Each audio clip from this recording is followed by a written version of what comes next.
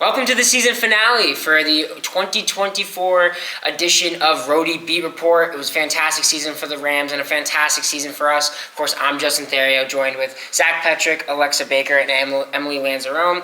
It's a bittersweet episode today as we sort of wrap up the Rams 2024 season. We'll give our game reaction and analysis to that second-round playoff game against Mercer, and we'll also be taking a look at the Rams that will be taking their talent to the next level, as well as some players that have already hit the transfer portal.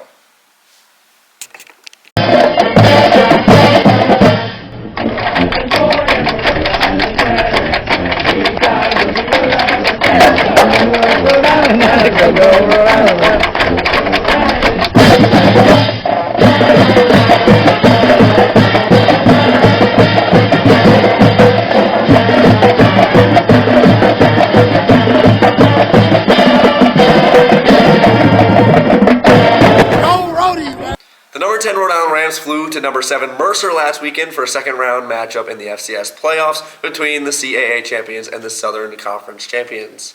In the first quarter of the opening drive, Mercer QB Whit Newbauer found receiver Ajante Dabbs for an 11-yard reception and a first down. It was a questionable call by the referees as the ball was seemingly ripped out of the receiver's hands while hauling in the pass before possession was fully established and bound by Rams corner Braden Price, but it was not ruled Rams football. The Rams defensive front ultimately came through to force the Bears to punt thanks to back-to-back sacks, forcing Mercer out of field goal range. And then with 3 minutes and 33 seconds left, Mercer safety Miles Redding takes his 7th interception of the year back for a pick 6 due to a not-so-great pass from QB Hunter Helms, whose ball placement was inconsistent throughout the game against a defense that came in with countless ball hawks and an experienced secondary. With about 13:45 left, QB Hunter Helms found wide receiver Sean Harris Jr. for a 46-yard touchdown, which was ultimately negated by an illegal formation from center Trey Alexander being too far downfield on a pass play. 2 plays later, Helms takes a sack, forcing the Rams out of field goal range. The penalty is what it is, but against an elite Mercer defense, the Rams could not afford to kick themselves in the foot, especially when the passing game just started to click earlier on in the drive. Major momentum shift to not have 1, but 2 touchdowns called back within 8 minutes. With about 2:29 left, after a series of key receptions from half the offense, Amari Walker, Marquise Buchanan, Tommy Smith, Greg Gaines III, and Gabe Sloat, the Rams found themselves with 1 timeout remaining and the ball at the Bears' 1-yard line. However, after a failed rush attempt, spike, and incompletion, the Rams kicked a field goal as the quarter ended, making it 7-3 Mercer. Into the third quarter, quarterback Hunter Helms connected with wide receiver Marquise Buchanan downfield for a 56-yard touchdown catch as the offense struggled to connect on big plays earlier in the game. The Buchanan touchdown just before the third quarter ticked away provided a major energy boost to the Rams sideline. With about 2:26 left in the game, Mercer capitalized on a pass interference on the corner Ayinde Johnson that moved the ball into URI territory behind a 33-yard run by running back Dwayne McGee, setting up the Bears inside the red zone as the third quarter ended 10-7 URI.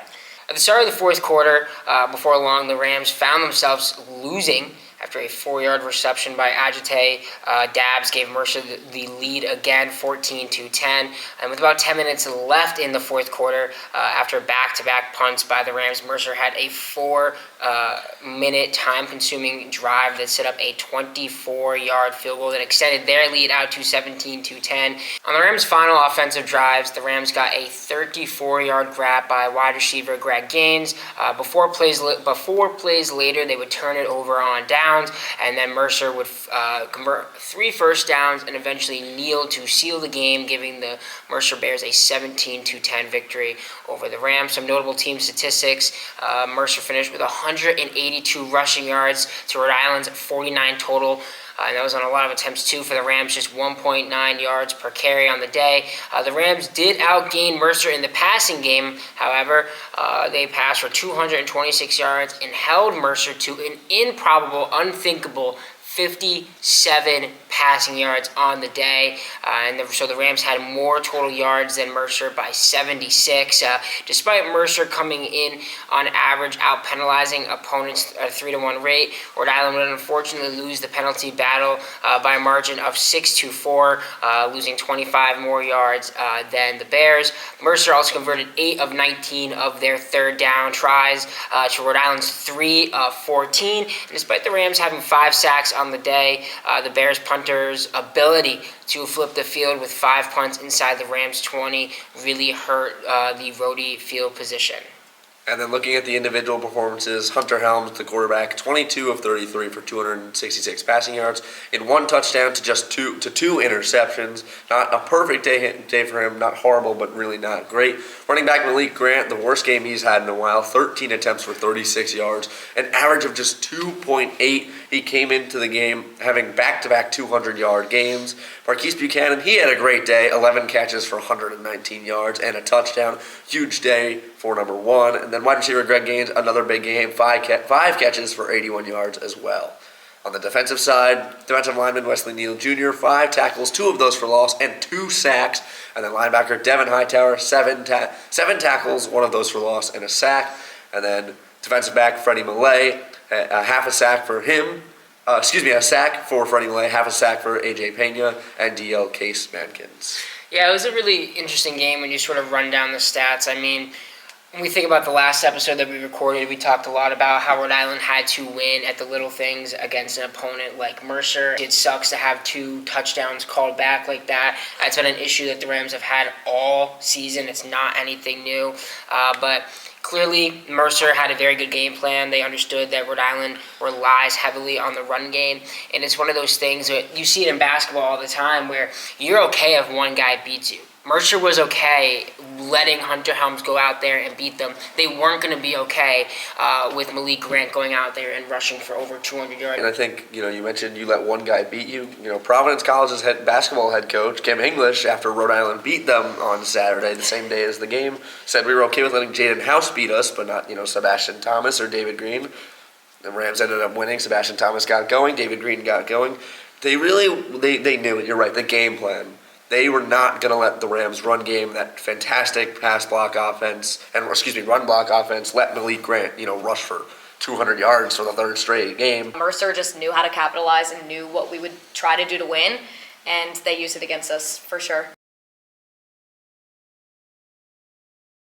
With the conclusion of the 2024 Rhode Island Rams season comes a flurry of decisions from players who are going into 2025 who are aiming to play football at the next level. Officially declaring for the 2025 NFL Draft right now are defensive tackle Wesley Neal Jr., the 6', 315-pound nose tackle was unblockable one-on-one this past season. While his knock may be his height, between his athleticism and strength off the line of scrimmage and gaining the leverage advantage, there is a role for him at the next level, and any NFL team would be lucky to give him an opportunity. Defensive lineman Carson Primrose, the 6'1", 280-pound versatile interior defensive lineman, always plays through the whistle. And like Neal Jr., his lack of length is a weakness, but few players have more relentlessness and a higher motor than Primrose, which he brought to that Rams defensive line. All right, cornerback Braden Price, standing at 6'0", 200 pounds, came into his own in 2024 as one of the most underrated corners in the CAA. Started the season off red hot before a rough few performances here and there, but has great size and length and showed time and time again having those instincts to stop plays right or near the line of scrimmage.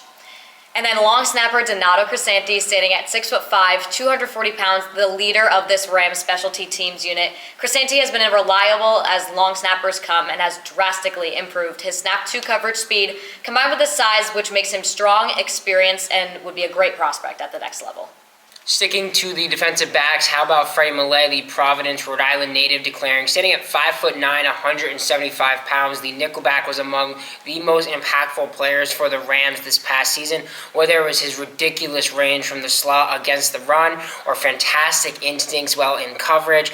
Millay always had a knack for getting to the ball at the perfect moment, and despite what he lacks in size, he makes up for it in elite athleticism and his abilities on special teams. Now in the backfield, we've talked so much about him this season. Running back Malik Grant, sitting at 5'9", 190 pounds. The running back was arguably, I would say definitively this team's most valuable player in 2024, breaking the single-season rushing record and powering the Rams' offense on multiple occasions. Grant may not have the long speed, but he has incredible acceleration through the gap and phenomenal field vision. One of those strong, one-cut, elusive backs that you see all the time at the NFL level. It's also worth noting that the Rams do have a few players that unfortunately have entered the transfer portal in this new era of college football. A lot of these guys do have, the prowess to move up to the FBS level, and some of them have drawn some pretty notable interest. Like we said, this move no longer really comes as a surprise with the transfer portal ramping up in recent years, and the Rams have seemed to develop a knack for developing these guys. We've seen a couple of these guys move on to big-time programs in the last couple of seasons, starting with cornerback Saeed Gibbs, who was an All-American freshman for Rhode Island just a season ago. And Zach, you and I just recently got to watch him play Georgia, and he was thrust into that game due to injury and played pretty well against one of the top teams in the country. Always cool to see a former Ram get that sort of moment on national television. There's also Antonio Carter II, who was here 2 years ago, and he transferred to Notre Dame before going to Jack State. And then, of course, everybody knows about A.J. Cornelius, who transferred to Oregon 2 years ago and will likely be a first, at least second-round draft pick out of Oregon this year. So great to see former Rams having success at the next level. So first, we'll start with the guys that have already announced their decision to enter the portal and the offers that they have announced that they have received. So starting with Jacob Otts, one of the great tackles on that Rhode Island offensive line this season, stands at an incredible 6'7", 310 pounds, and does have one more year of eligibility remaining. Right now, Otts has received offers from Western Michigan, who is on Rhode Island's non-conference schedule next year, San Diego State, Georgia State, Akron, University of Massachusetts, Nevada, and Western Kentucky, among others. And outside linebacker A.J. Pena, he stands at 6'2", 243 pounds. He does have 1 year of eligibility remaining. He has notable offers from Massachusetts, Coastal Carolina, Florida Atlantic, Illinois, Connecticut, Boston College, and Memphis. Pena is rated with 3 stars. He has the highest ranked FCS edge rusher per 247 Sports. Other Rhode Island Rams in the transfer portal include quarterback Hunter Helms, running back Jaden Griffin, wide receiver Makai Bowden, and cornerback Malik Hill. If it truly has been the final time we have seen them in Keene Blue, we wish them the best of luck and thank them for all the memories during their time in Kingston, Rhode Island, and for their help of bringing the CAA title to URI. Thank you for joining us all season long as we've had the opportunity to talk all things Rhode Island Rams football, and we hope to see you again very soon as Rhody Beat Report gets ready to take their holiday hiatus. So stick around and find out what we have planned for the 2025 season. And for Justin Theriault, Alexa Baker, Zach Petrick, and Emily Lenzerone, signing off.